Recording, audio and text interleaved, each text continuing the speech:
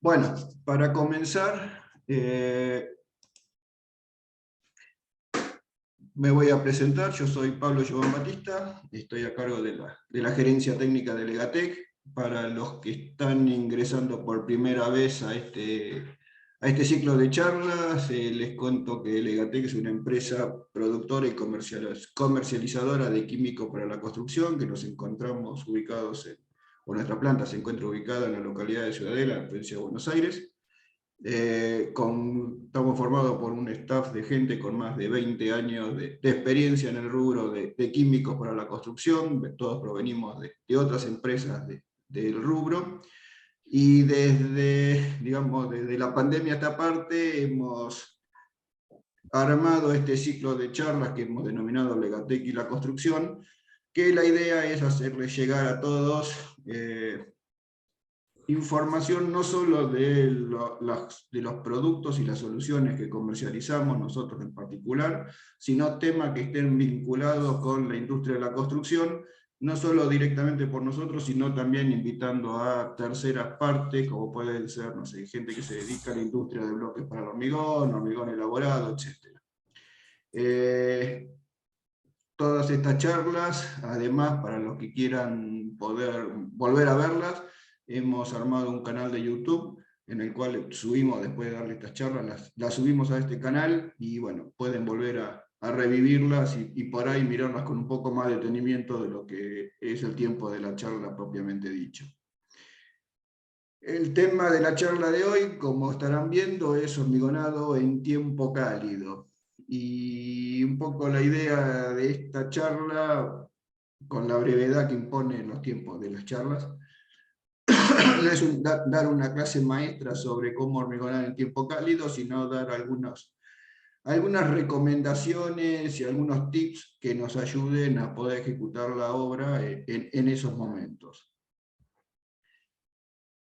Antes de ir al tema específico de hormigonado en tiempo cálido, algunos conceptos básicos que aplican más allá del tipo de obra, que tengan que ver con lo que es el hormigón propiamente dicho.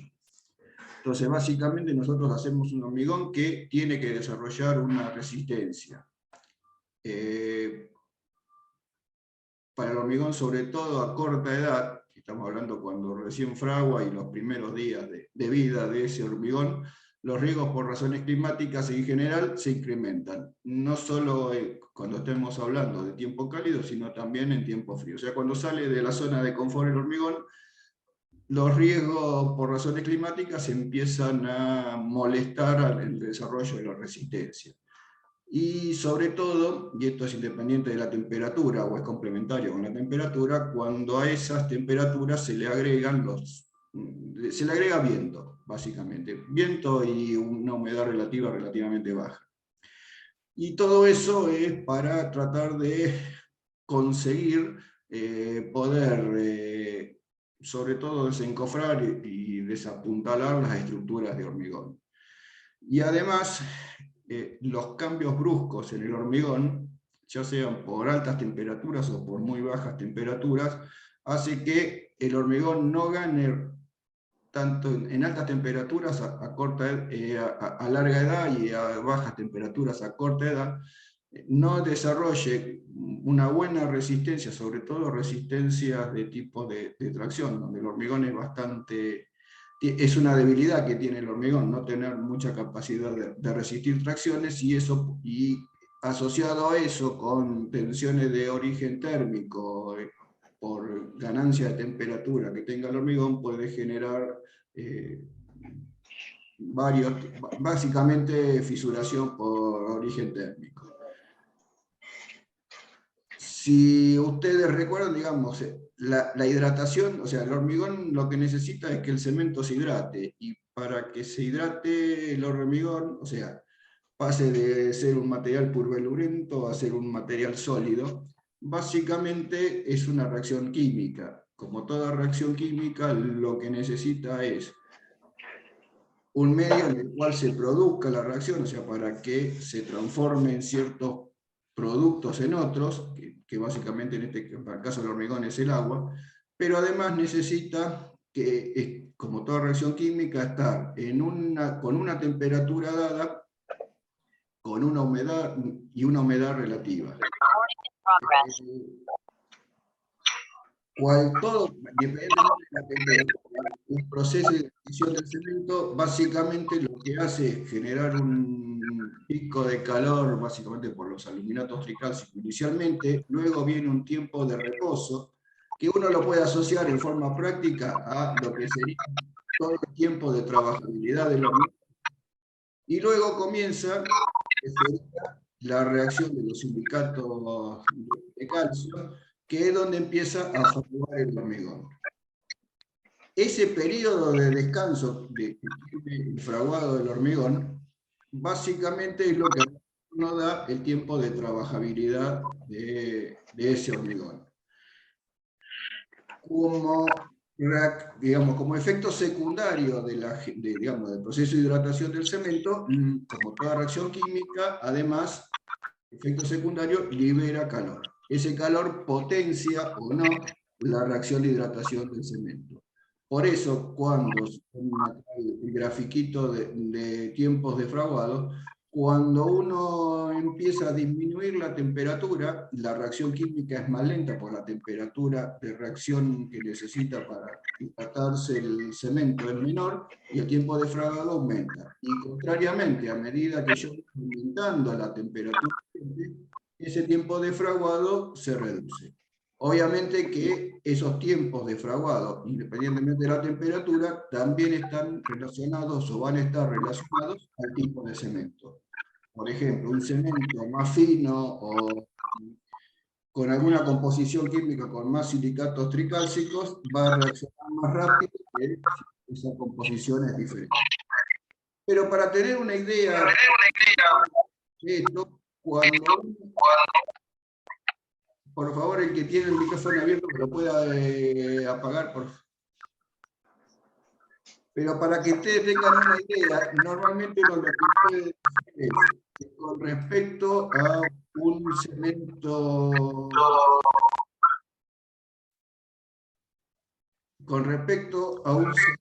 digamos, una temperatura estándar, puede ser 20 grados, cada vez que yo aumento o disminuyo la temperatura del orden de 10 grados, voy a duplicar los tiempos de fraguado. Eso quiere decir que si yo estoy a 20 grados y paso a 10, el tiempo de fraguado, si eran 4 horas, va a pasar a ser 8, y por el contrario, si estoy en 20 y tenía 4 y paso a tener una temperatura de 22 grados, ese tiempo de fraguado se va a reducir de 4 a 2 horas. Además, a medida que yo voy necesitando o va aumentando la temperatura del hormigón, también ese hormigón, justamente porque la evaporación del agua es mayor, me va a ir pidiendo mayor cantidad de agua en el metro cúbico del hormigón. Y si analizo cómo es el comportamiento de las resistencias, voy aumentando la resistencia, como el hormigón se hidrata, o el cemento, a más temperatura la resistencia se aumenta. Pero está prendido. A las edades finales, que normalmente para todos nosotros son 28 días, fíjense. Lo que va a pasar es que como el proceso de hidratación fue tan violento, no llega a ser completo y por lo tanto mis resistencias finales van a disminuir. Esto ya nos va dando una idea que en tiempo cálido no solo va a importar la temperatura inicial, sino también Pablito, el nivel... Sí. Pablito, discúlpame. Discúlpame, porque está muy interesante todo lo que estás diciendo, pero se corta todo porque hay alguien que tiene los micrófonos abiertos, imposible interpretar lo que decís. Sí, espera, déjame ver quién... a ver si consigo mirar, a ver, ahí está. Ahora creo, Patricio, que estamos todos callados. Listo, gracias, perdón. No, al contrario. Y les digo a todos, por favor, si pueden mutear el micrófono, agradecido. Entonces lo que les decía, un poco retomando, fíjense ustedes que en tiempo cálido me va a importar no solo la temperatura del hormigón, digamos, de manera inicial, sino también cómo voy a lograr que la humedad de ese hormigón se mantenga por la mayor cantidad de tiempo posible, como para que la hidratación sea lo más completa posible. Yo les mencioné al inicio que para el desarrollo de las resistencias y además para evitar el tema de fisuración, también era importante el tema del medio ambiente en el que está circundando, que no solo es la humedad y la temperatura ambiente, sino también el tema del viento que pueda haber alrededor de la estructura. Esa combinación que se dibuja acá en este ábaco que están viendo acá, lo que termina representando es que si la velocidad de evaporación del agua que tiene el hormigón es muy rápida o muy alta, lo que me va a generar son las famosas fisuraciones plásticas que suceden en forma de mapeo y a las pocas horas de haber hormigonado, pero también luego de varias horas algún tipo de fisuración que en general son transversales a la mayor dimensión, que las dos generadas por lo mismo. El efecto que ocurre es básicamente que el hormigón tiene una determinada humedad. Ese hormigón está en contacto con el medio ambiente. Si ese medio ambiente tiene poca humedad, tiene alta temperatura y encima hay viento, lo que va a suceder es que es como que se seca la superficie en contacto con el medio ambiente respecto al interior o la masa del hormigón. Eso lo que va a generar son tensiones de tracción, y esas tensiones de tracción, como el hormigón todavía no generó suficiente resistencia, no las puede soportar, y entonces ahí es donde se arman las fisuras. Para que ustedes tengan una idea, cuando uno habla de una tasa de evaporación, que es lo que están viendo acá abajo, es superior a 1 kilogramo por metro cuadrado por hora, ya ahí vamos a tener problemas de fisuración plástica.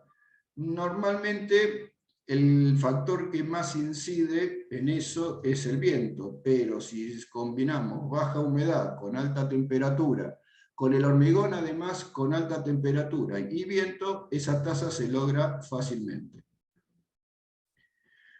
Entonces, bueno, un poco a partir de todo esto, entonces vamos a definir, o por lo menos tomemos como definición lo que dice el CIRSOC 201, que define como hormigonado en tiempo cálido. Y básicamente lo que dice es que se define como tiempo caluroso a cualquier combinación de factores que, asociados a altas temperaturas ambiente, tienden a perjudicar la calidad del hormigón fresco o endurecido, o contribuye al desarrollo de las propiedades normales del mismo. Y esos factores que van a estar siempre asociados con el tema de hormigonado en tiempos calurosos van a ser la alta temperatura del hormigón, la baja humedad relativa del ambiente y la velocidad del viento. Normalmente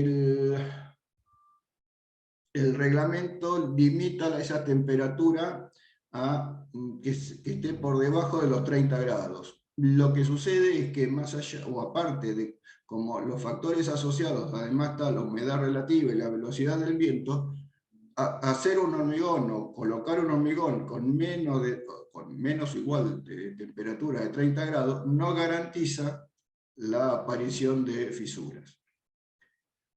Entonces, en estado plástico, ¿qué le va a suceder al hormigón cuando estoy en un ambiente cálido? Y lo primero es, me va a demandar más agua. Va a tener una velocidad de pérdida de asentamiento, de fluidez, mayor que si estuviera a una temperatura ambiente normal. Lo que mencioné antes, todo esto está asociado además a que el tiempo de fraguado disminuye, con lo cual yo tengo menos tiempo de trabajabilidad, y si tengo menos tiempo de trabajabilidad voy a tener menos tiempo desde que elaboro el hormigón para transportarlo, terminarlo, curarlo, hacer todas las operaciones propias del hormigón cuando está en estado fresco. Y además, como complemento de esa complicación que me generaría una disminución del tiempo de fraguado, es que voy a tener, por un tema de operación, una mayor cantidad de juntas frías. ¿Qué son las juntas frías? Bueno, yo hormigoné hormigoné, o comencé con el hormigonado, no me dan los tiempos de trabajabilidad del hormigón para ejecutar todo el trabajo que iba a hormigonar, y entonces tengo que parar y empezar la operación, o continuar la operación de hormigonado después. Esa operación posterior me genera lo que uno denomina juntas frías. Voy a tener una tendencia, como dije antes, por esta relación de temperatura, humedad y viento, de mayor fisuración en estado plástico. Y en el caso de estar usando, esto no lo había mencionado antes, estar utilizando hormigones con aire intencionalmente incorporado, normalmente el aumento de temperatura haga que ese porcentaje de aire disminuya, y entonces voy a tener más inconvenientes para poder controlar el porcentaje de aire que estaba tratando de que tenga ese hormigón. En el caso de cuando ya pase a ese mismo hormigón en estado endurecido, lo que voy a tener es una disminución de resistencia debido a la mayor demanda de agua, mayor tendencia a una contracción por secado y agrietamiento térmico, algo de lo que ya estuvimos viendo recién, o hace un ratito. Si me disminuye la resistencia por mayor demanda de agua que no corregí, lo más probable es que tenga un tema de disminución de la durabilidad, justamente porque la durabilidad está asociada, no tanto con la resistencia, o indirectamente con la resistencia del hormigón, sino con la razón agua-cemento de ese hormigón. Y en muchas situaciones, por tema de esos fraguados más cortos, puede hacer que tenga también algún problema de discontinuidades en el aspecto de la apariencia superficial del hormigón una vez que saque los encofrados. Hasta ahora estaba hablando de dificultades, complicaciones, como uno quiera mencionarlo, relacionados específicamente con el hormigón, básicamente con lo que sería una dosificación de un hormigón en tiempo caluroso. Ahora, también hay otras cosas que están debidas a los proyectos que también pueden perjudicarnos o complicarnos la vida, por decirlo así, en tiempo caluroso. Una de esas cosas puede ser que estemos usando cementos más finos, o sea que tengan una mayor velocidad de hidratación. Si ya es complicado, si la velocidad de hidratación es más veloz, digamos, más rápida, lo que me va a generar en el hormigón es que ese tiempo de fraguado sea aún más chico que el que hubiera tenido con otro tipo de cemento. La otra es que en el proyecto se tenga que ejecutar con hormigones de alta resistencia, con lo cual voy a tener mayores contenidos de cemento. Si tengo mayores contenidos de cemento, lo que tengo en el hormigón es, por ser más la cantidad de cemento, mayor calor de hidratación, y si tengo un mayor calor de hidratación, mis probabilidades de fisuración por temperatura aumenten. Otro tema y asociado con los problemas que genera el calor en el hormigón en cuanto al tema de la trabajabilidad es si tengo secciones esbeltas con cuantías altas de acero. Un tema que a veces no se tiene muy en cuenta en el sentido de no se lo pone en una lista de cosas para tener control en el momento de hormigonar en tiempo cálido, es que los camiones motorhormigoneros tengan una mayor o menor capacidad de transporte. Si bien desde el punto de vista de la obra es ideal trabajar con camiones con la mayor cantidad de metros cúbicos de transporte posible, bueno, si yo estoy transportando a alta temperatura, en vez de 4 metros cúbicos estoy transportando 8, esos 8 metros cúbicos adentro del trompo generan mucho más calor, y pues obviamente que todos los temas asociados con la trabajabilidad se me van a complicar. Bueno, podemos mencionar que necesite mover volúmenes de hormigón con bajo asentamiento, con distancias verticales y horizontales, sobre todo con temas de bombeo, lo cual me va a dar una mayor exigencia por disminución del asentamiento de los equipos de bombeo propiamente dicho. Y un problema que eso va independientemente de todo esto que hemos mencionado, es que muchas veces por un tema de necesidad económica y de programación de una obra, me vea obligado a tener que realizar ese hormigonado en el momento de mayor temperatura del día. Lo bueno que tiene cuando uno habla de hormigonado, tanto hormigonado de tiempo caluroso como tiempo frío, es que no son situaciones que suceden imprevistamente. O sea, todos sabemos que hay un periodo del año que va a ser calor, así como todos sabemos que en un periodo del año va a ser frío. Con lo cual, hay ciertas medidas que debe tomar, o que podría tomar, que las puede ir previendo y teniéndolas en una lista de chequeo, mucho antes de que llegue el momento del tiempo caluroso. Dicho eso, eso nos llevaría a que uno podría tranquilamente evaluar un plan de trabajo y qué costos adicionales implica trabajar, en este caso particular, en hormigón en tiempo cálido, teniendo en cuenta el tipo de construcción, la característica de los materiales que voy a necesitar usar, y además la experiencia del equipo en el colado y la terminación del hormigón bajo condiciones particulares. ¿Por qué? Y porque yo voy a necesitar hacer algunas acciones para poder hormigonar en tiempo cálido sin, digamos, sin mayores inconvenientes. A grosso modo hice un listado de qué cosas uno puede actuar sobre el hormigón como para poder decir trabajo en tiempo cálido sin mayores inconvenientes. Esa lista, que si bien no es esto es lo único que uno puede hacer, pero bueno, más o menos trata de resumir lo que sí se podría hacer. Y uno es usar materiales y proporciones que tengan un buen registro en condiciones de clima cálido. Enfriamiento del hormigón, o uno o más los ingredientes, o todo el hormigón en general. Un uso de un hormigón con una consistencia que permita su rápida colocación y consolidación. O sea, si yo puedo hacer según el tipo de obra, eso por supuesto, pero probablemente como mis tiempos de colocación se me van a achicar, y sería bueno, más que colocar un hormigón con un asentamiento de un hormigón plástico, si lo coloco con un hormigón fluido, el tiempo de colocación es mucho menor, y si es menor, me dan los tiempos como para poder colocarlo.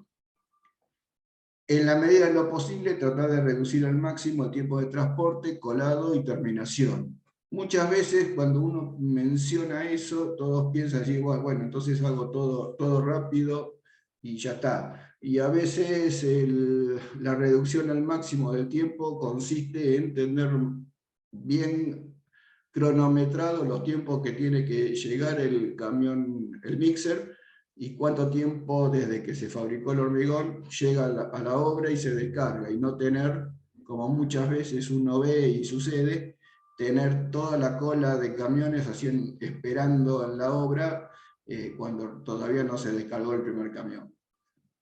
Eso hace que, bueno, obviamente, ¿no?, programar la colocación del hormigón para limitar además la exposición a las condiciones atmosféricas. ¿Esto qué quiere decir? Y si yo sé que cómo es un registro de temperaturas diario para poder hormigonar, y es mejor tratar de hormigonar en los momentos donde la temperatura tenga una tendencia, o la temperatura ambiente tenga una tendencia a disminuir y no a subir. Básicamente esto que sería, y es mucho más lógico hormigonar de la última hora de la tarde hacia la noche que hormigonar a primera hora de la mañana. ¿Por qué? Porque, eso después lo vamos a ver un poquito más en detalle, pero básicamente es uno de los factores que perjudican al trabajo de hormigonado en tiempo cálido es la temperatura ambiente.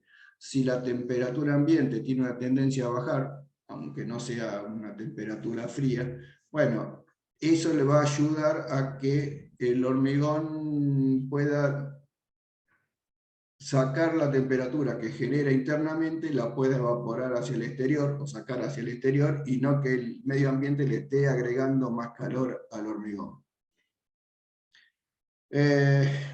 obviamente buscar o armar métodos para limitar la pérdida de humedad, no solo durante el colado, sino durante la terminación, que ellos pueden ser con sombrillas, parabrisas, niebla o rocío, aspersión de una niebla, etc. O sea, cosas que hagan que la humedad del ambiente no sea lo menos seca posible, básicamente.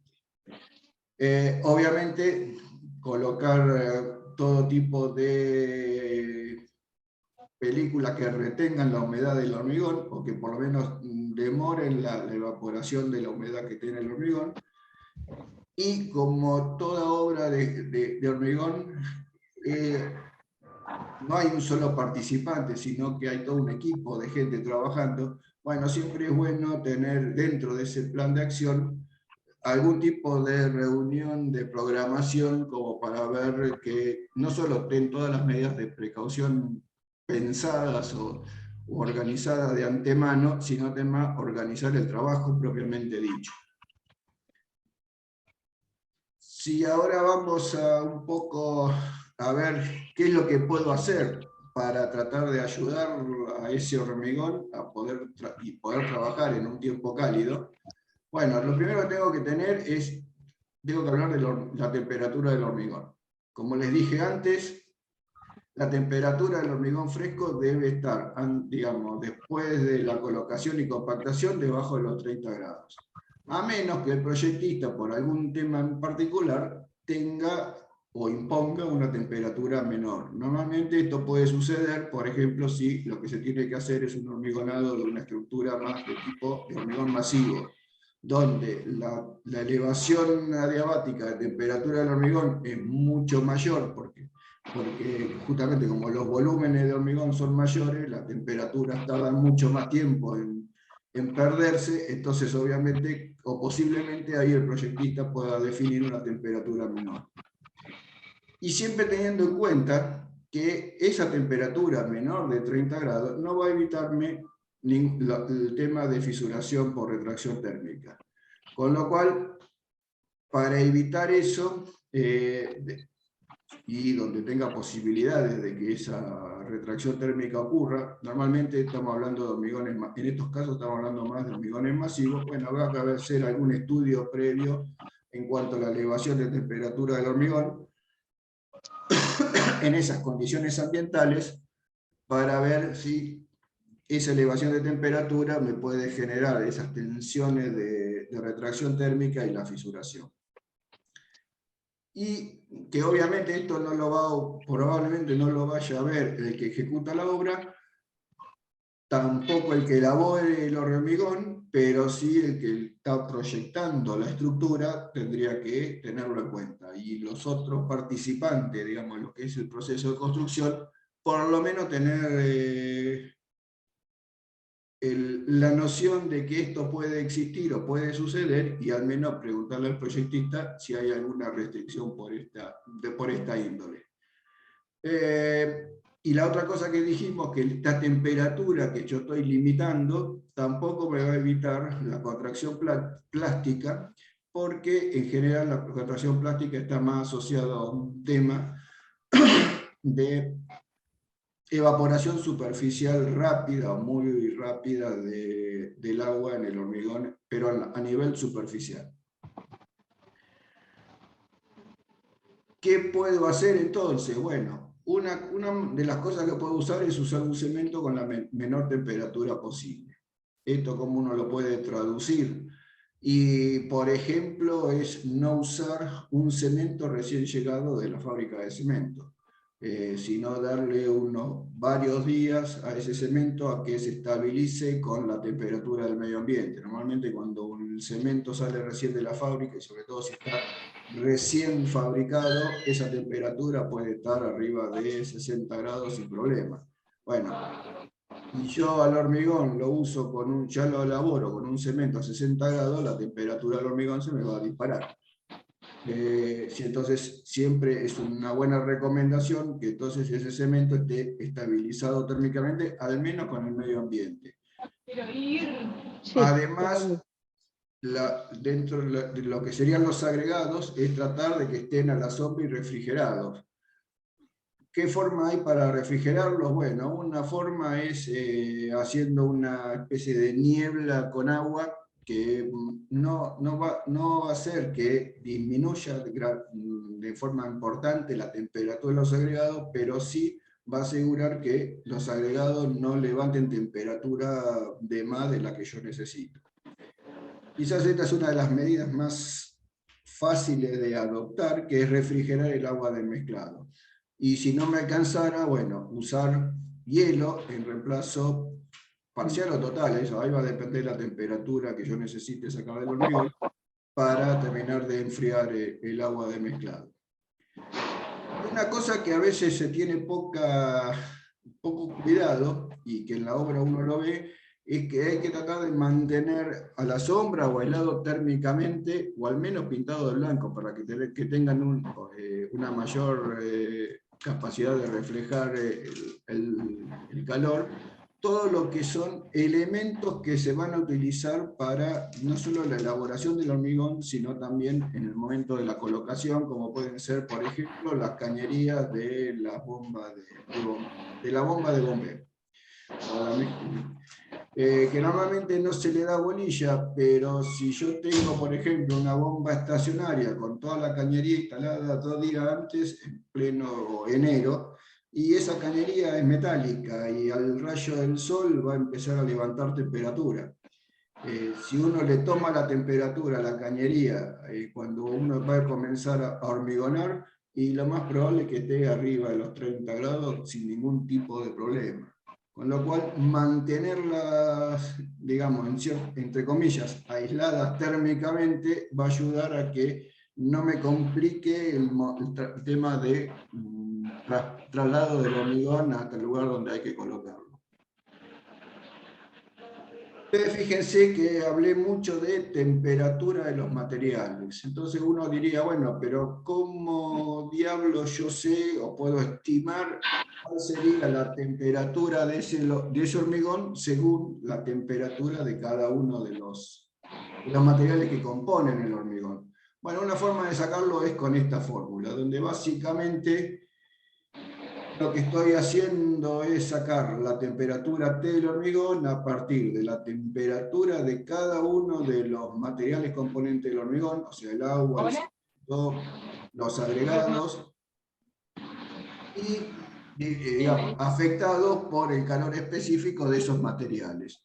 Normalmente uno lo que toma es como el calor específico del agua es 1, y el calor tanto del cemento de un agregado es bastante parecido, y uno adopta normalmente 0,22. Esto me va a dar una idea rápida de, en función de la temperatura que vayan a tener los materiales, que lo puedo saber porque los puedo medir, o estimar. ¿Qué temperatura saldría el hormigón antes de elaborarlo y no tener necesidad de elaborarlo, tomar la temperatura del hormigón y después decidir uno qué hace?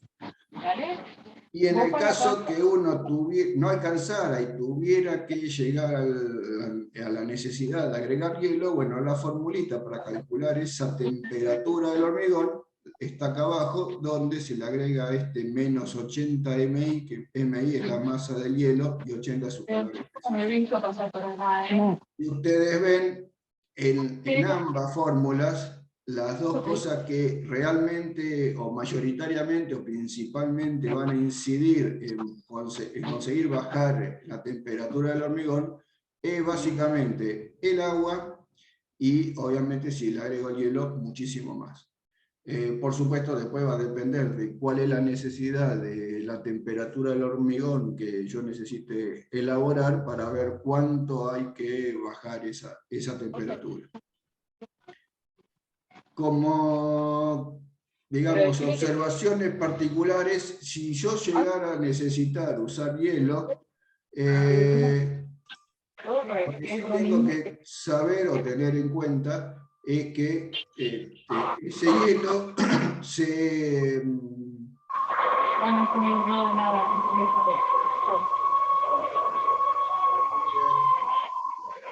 Perdón, ¿quién? No lo alcanzo a ver. El que tiene el micrófono abierto, ¿me lo puede apagar, por favor?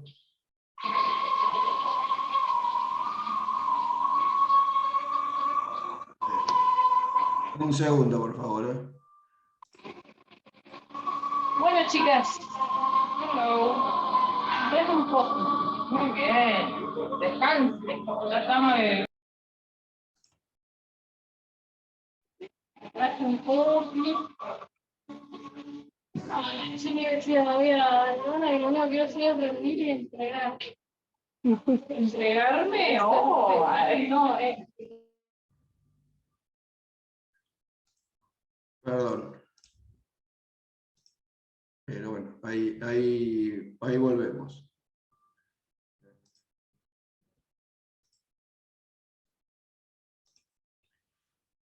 Entonces, lo que les decía, obviamente que, como les dije antes, si uso hielo, puedo conseguir bajar bastante la temperatura de ese hormigón. Lo que sí tengo que tener en cuenta es que ese hielo se licúe totalmente antes de terminar el mezclado del hormigón.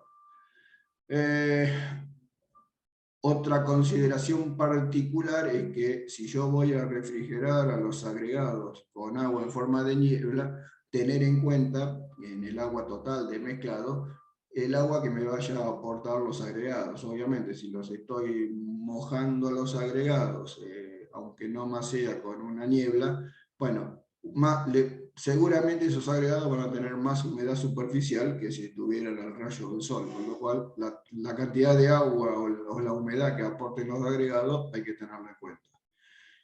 ¿Qué otras cosas puedo ayudar, aparte de bajar la temperatura del hormigón? Bueno, definitivamente no usar un cemento de alta resistencia inicial, tampoco usar aditivos químicos acelerantes. Lo que sí, desde el lado de los aditivos, puedo utilizar, porque eso me va a ayudar, no a bajar la temperatura, pero sí a mejorar el tiempo de fraguado del hormigón, es usar aditivos retardadores de fragua. Y utilizar superfluidificante para compensar la pérdida mayor de agua, o la mayor necesidad de agua que va a necesitar el hormigón, que ya lo vamos a ver ahora a continuación. Y la otra cosa que hay que tener en cuenta es que los tiempos de mezclado del hormigón deben ser los mínimos necesarios para producir mezclas uniformes y homogéneas. El exceso de mezclado, que en tiempo frío no genera mayores inconvenientes, en tiempo cálido pasa todo lo contrario. Más tiempo de mezclado le doy al hormigón, más calor voy a generar por fricción de los materiales, componentes del hormigón, y eso levanta más la temperatura del hormigón, con lo cual acelera todos los procesos, el defraguado, el endurecimiento, etc. Con lo cual hay que tratar de llevarlo a lo mínimo, el mezclado, llevarlo a lo mínimo necesario. Yo les mencioné recién que una manera de ayudar al hormigón, aparte de bajarle la temperatura, es modificar un poco lo que es el tiempo de fraguado de ese hormigón, y básicamente es usando aditivos plastificantes, retardadores o retardadores solos. Cualquiera de los dos pueden funcionar. Normativamente, fíjense ustedes que me permite la norma utilizar este tipo de aditivos donde yo aumento los tiempos de fragua, tanto inicial como final, y en paralelo además aumentar la resistencia del hormigón. Acá hay un ejemplo de un aditivo de Legatec, que es el Legamix R. En realidad el ensayo está hecho con temperatura de hormigón a 22 grados y temperatura ambiente a 20 grados. Si bien esto ya no es tiempo caluroso, lo que sí vale la comparativa o lo que se muestra en esta diapositiva es cómo a partir, yo tengo un hormigón sin aditivo, quiero un tiempo de inicial de fragua de 4 horas y media y final de 6 horas y cuarto, y a medida que yo le voy agregando el aditivo Legamix R y aumentando obviamente la dosis, me va aumentando el tiempo de fraguado, no solo inicial, sino como el final.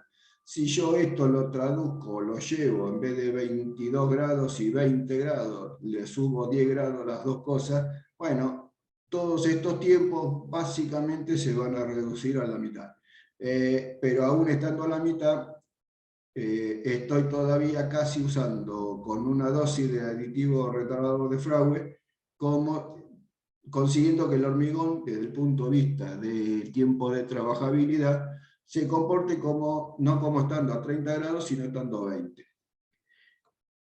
El grafiquito que ven arriba, en realidad es un gráfico, no es propio, está tomado de un seminario del Instituto del Cemento Portland, pero me gusta mostrarlo porque esto ilustra bastante bien lo que es el tema de la temperatura en la superficie de un hormigón cuando yo hormigono, ¿no? ¿Cómo aumenta la temperatura cuando yo hormigono a las 7 de la mañana y lo comparo con el hormigonado a las 3:30 de la tarde? O sea, cuando ya la temperatura llegó a su pico y va a empezar a bajar, contra lo que les decía antes, cuando hormigón a primera hora de la mañana, donde la temperatura del medio ambiente además va a ir subiendo. Fíjense ustedes que el hormigonado a las 7:30 de la mañana es esta curva que está en un color medio bordeaux, y el hormigonado a las 3:30 de la tarde es la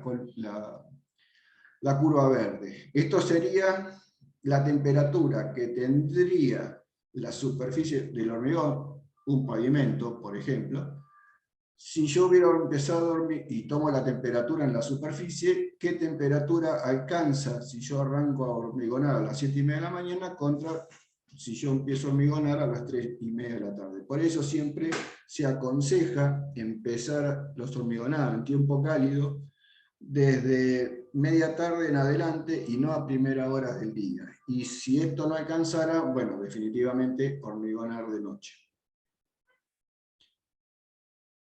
La otra cosa que pueden ayudar los aditivos para un hormigón en tiempo cálido es usar aditivos, en este caso superfluidificantes, para compensar la mayor demanda de agua que pide un hormigón en tiempo cálido.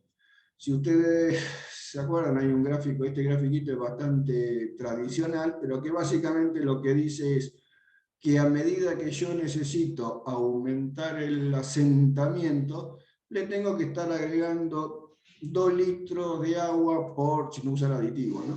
2 litros de agua por centímetro adicional de asentamiento que yo quiero obtener. Con lo cual, si yo quiero pasar de 8 centímetros a 10, son 2 centímetros de agregar 4 litros por metro cúbico. Eso lo puedo reemplazar tranquilamente por el uso de un aditivo superfluidificante que consigue el mismo efecto, pero sin agregar esa mayor cantidad de agua que me pediría en el caso de usar un aditivo superfluidificante. Otro elemento que nos puede, desde el punto de vista de los químicos para la construcción, que puede colaborar en el hormigonado en tiempo cálido, es el uso de microfibras. Sobre todo cuando estamos hablando de estructuras que pueden estar sujetas o complicadas con el tema de fisuración plástica, en estructuras que son básicamente estructuras planas, como puede ser una losa, un pavimento, un tabique, que básicamente lo que hacen las microfibras es coser las fisuras que se tratan de armar por fisuración plástica. Entonces, al ir cosiendo esas fisuras, las fisuras son más chicas, pueden estar un poco más distribuidas, pero van a ser más chicas, con lo cual no se generan esas fisuras. Normalmente uno lo que busca es que esa fibra tenga más o menos una relación con respecto al tamaño máximo del agregado, más o menos entre 15 y 60 milímetros, y las dosis, si bien lo más habitual es 0,6, bueno, se puede llegar hasta 1 kilo por metro cúbico, pero normalmente con 0,6 tienen un buen comportamiento para el hormigón ante temas de fisuración plástica. La otra cosa que ayuda a la microfibra es que hace el hormigón más cohesivo. Al hacerlo más cohesivo va a tener una menor tendencia a evaporar agua. Es como que al ser más cohesivo retiene mejor el agua que está dentro del hormigón, y la tasa de evaporación entonces va a ayudarla a disminuir.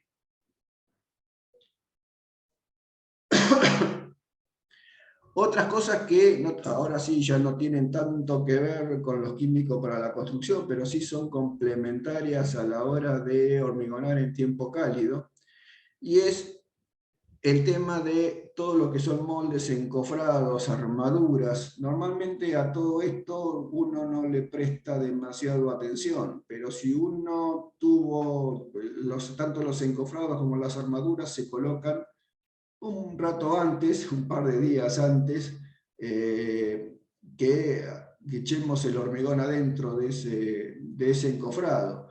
Si durante esos 2, 3, 4 días, lo que fueren, todos esos elementos estuvieron a la intemperie, bueno, van a ir de a poco acomodándose a la temperatura ambiente, con lo cual siempre es bueno tratar, así como hablaba antes, de los elementos que se usan para la colocación de hormigón, como pueden ser las cañerías de las bombas de hormigón, mantenerlas aisladas y o humedecidas como para que no tomen tanta temperatura. En el caso de los encofrados y de las armaduras también.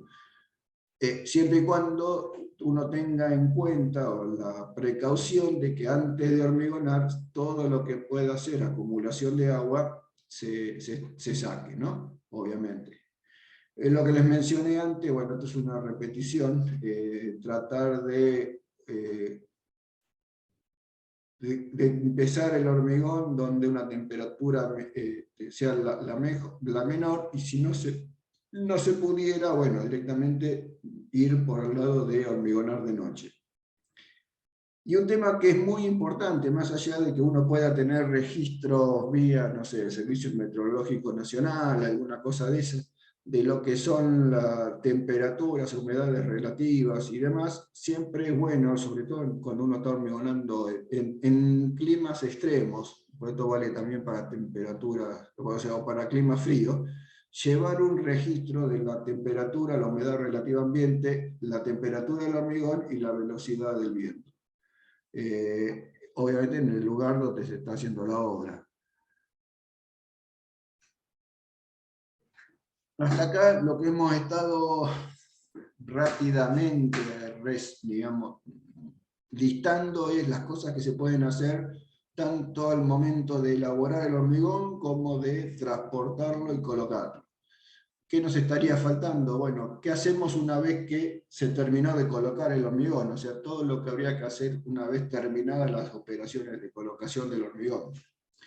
Entonces, como el proceso de hidratación del cemento no se agota una vez que terminó el fraguado del hormigón, sino que sigue, bueno, lo mejor que se puede hacer es mantener toda la superficie expuesta, por lo menos durante 48 horas después de terminada la colocación, lo más humedecidas posible. Eso puede ir desde la colocación o de hacer un riego de forma de niebla, colocar algún elemento que mantenga la humedad, como pueden ser arpilleras húmedas y demás, colocar algún film que evite que toda el agua que va perdiendo el hormigón se vaya al medio ambiente, sino formar una especie de efecto invernadero. O sea, todo lo que debe ser tratar de mantener que la humedad de ese hormigón se vaya lo más lento posible. Y durante las primeras 24 horas, además de mantener la superficie expuesta de ese hormigón lo más húmeda posible, durante las primeras 24 también además, o adicionalmente, prestar atención a lo que es proteger a esa estructura del hormigón de la acción del viento y del sol. El caso de las primeras 24 horas va a tener que ver con lo que hablábamos siempre de fisuración plástica, la de 48 horas, o digamos, la que pasa después tiene ya que ver más por otro tipo de fisuración, por contracción y por temperatura.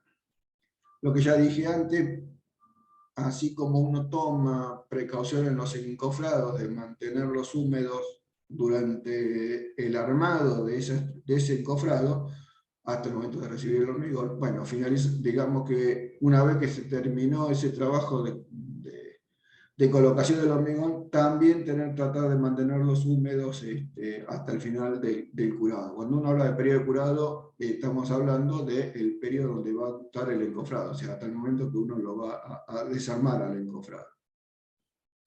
Siempre es importante tener en cuenta que el agua que yo use para hacer todas estas operaciones, tengo que tratar de que no supere la temperatura de esa agua en más de 10 grados la temperatura del hormigón. Por eso, de ahí, entre otras cosas, es importante ir llevando un registro de la temperatura del hormigón y del medio ambiente.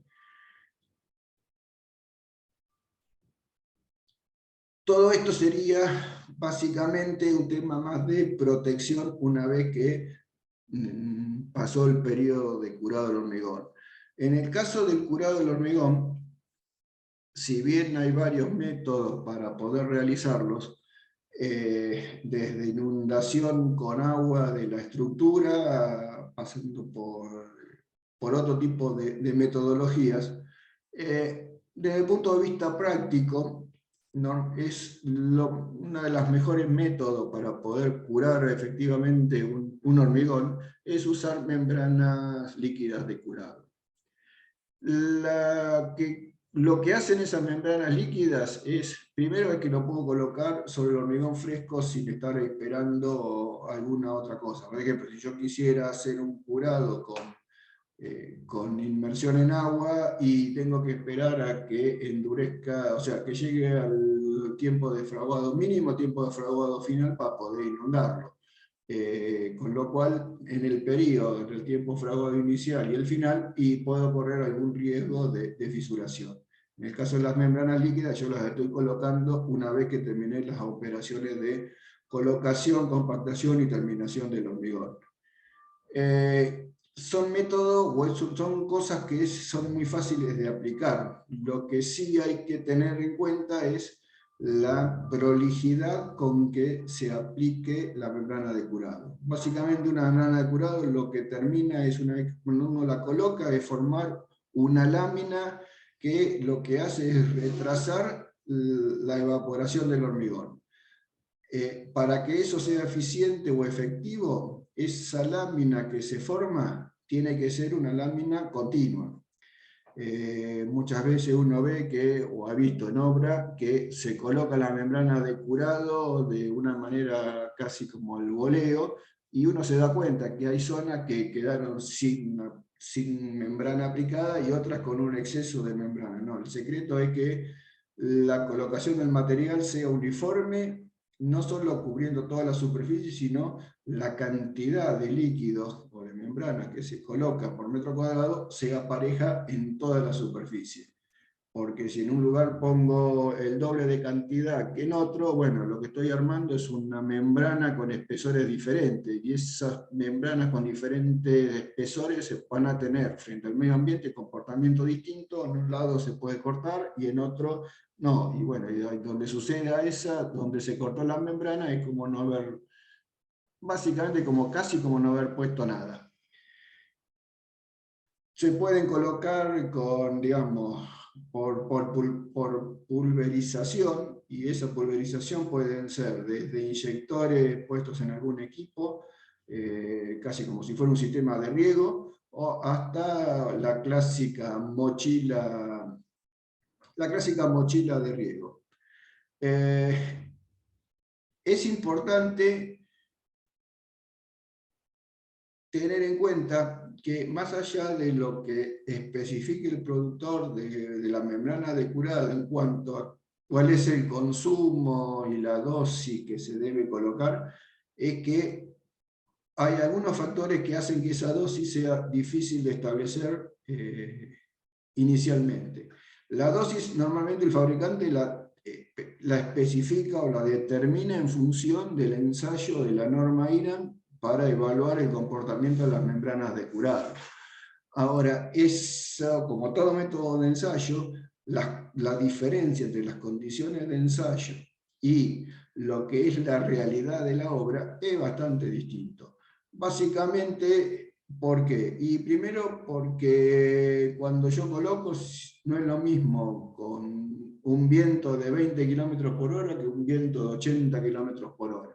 Cuando yo tengo viento de 80 km por hora, la mitad, no sé si la mitad, pero un gran porcentaje del líquido que yo estoy aspersando se va a volar, se lo va a llevar el viento, con lo cual digamos, la dosis que estoy colocando no es la que yo calculé, estoy poniendo mucho menos. Si quieren les doy un ejemplo. Yo tuve oportunidad de participar cuando se construyó la pista del aeropuerto del Calafate.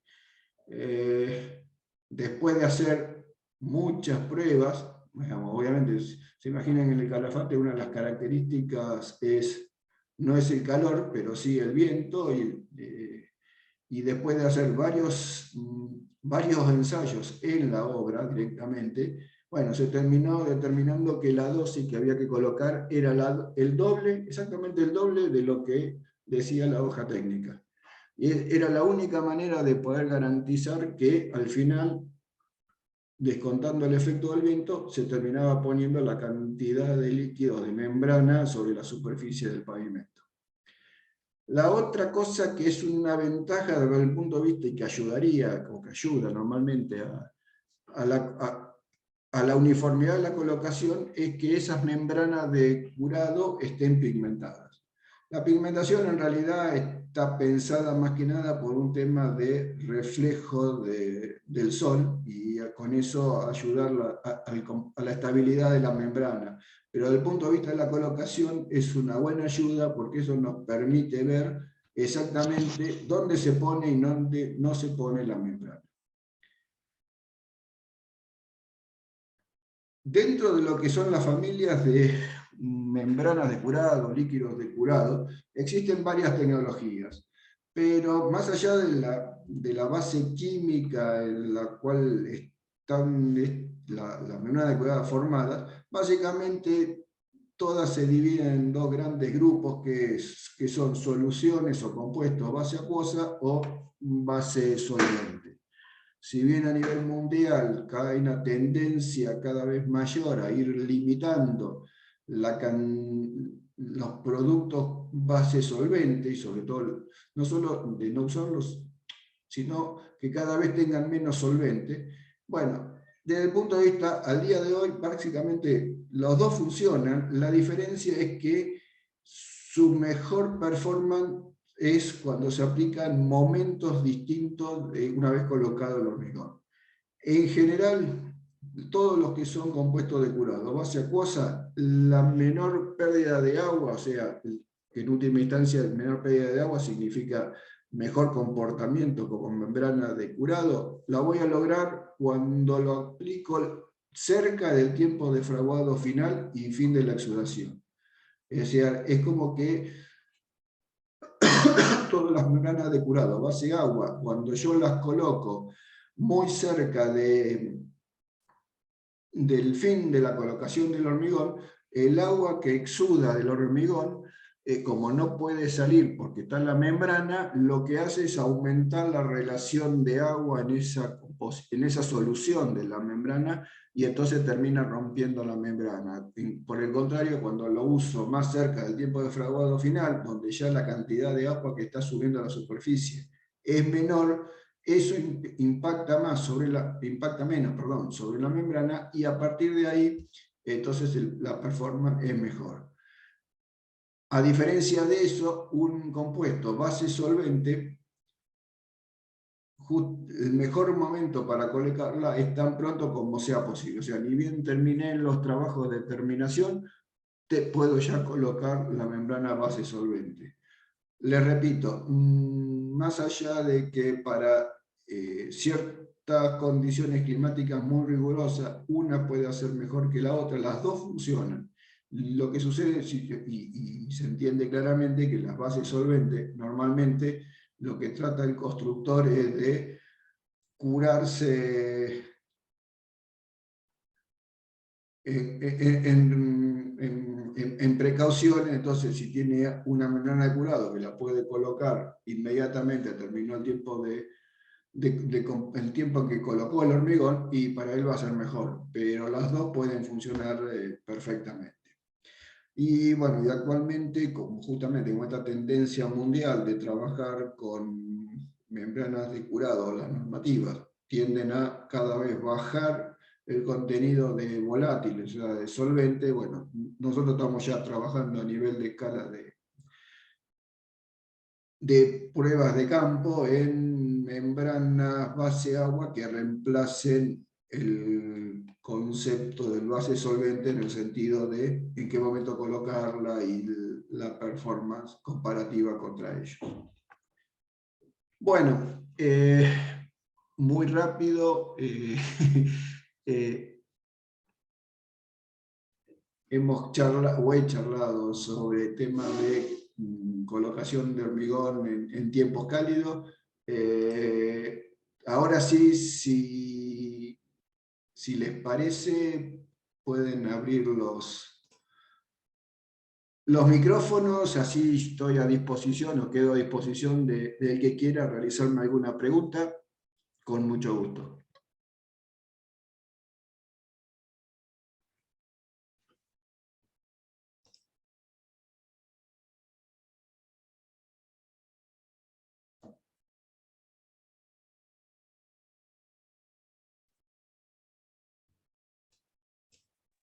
Muchas gracias.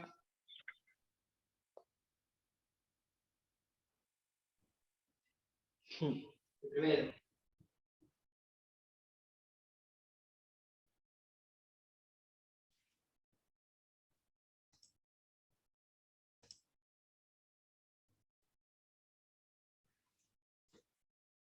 Bueno, si no hay preguntas, les agradezco a todos haber participado de la charla del día de hoy. Les recuerdo que esta charla la vamos a estar subiendo en los próximos días a nuestro canal de YouTube, así que los que les haya quedado alguna cosa pendiente la pueden volver a ver. Y bueno, quedamos a disposición de todos ustedes para cualquier cosa que necesiten. Un avisito del final antes de despedirlos. Esta ha sido la última charla del ciclo de Legatec y la construcción por el año de este año. Vamos a retomar las charlas en febrero, así que bueno, recuerden, a partir de febrero del año que viene, todos los terceros jueves de cada mes, nos podemos encontrar por esta vía para ver algunos temas, estos temas, otros y algunos que a ustedes les puede interesar, que con gusto si me escriben y me comentan, con gusto lo podemos agregar a la serie de charlas del ciclo. Si no los vuelvo a ver de aquí a fin de año, les deseo que pasen una linda fiesta, que empiecen bien el año que viene, y bueno, los espero a partir de febrero en las charlas de este ciclo. Que tengan buenas tardes.